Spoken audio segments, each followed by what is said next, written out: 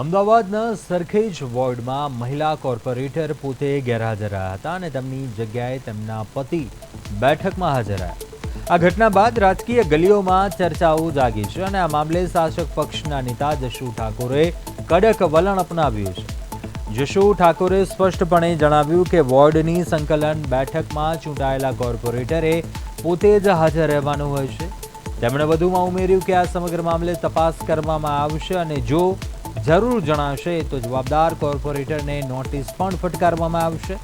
વહીવટી કામગીરીમાં કોર્પોરેટરની સ્વયં હાજરી અનિવાર્ય હોવાથી પક્ષ દ્વારા આ મામલે કડક પગલાં લેવાના સંકેત આપવામાં આવ્યા છે.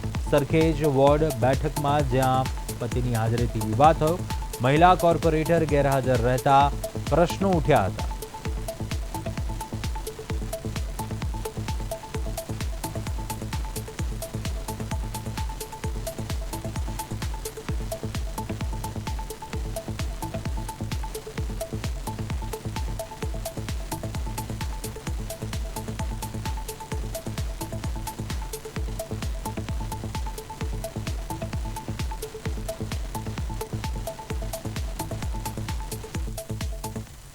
મને વિવિધ માધ્યમોના પ્રસાર માધ્યમોના માધ્યમથી મને માહિતી મળી છે.